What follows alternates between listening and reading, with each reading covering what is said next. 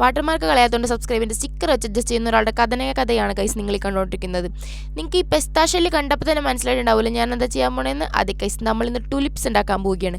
അതിനുവേണ്ടി ഞാൻ കട്ടിൻ്റെ അടിയിൽ നിന്ന് വരെ കമ്പ് കഷ്ണം കണ്ണീച്ചെടുക്കും.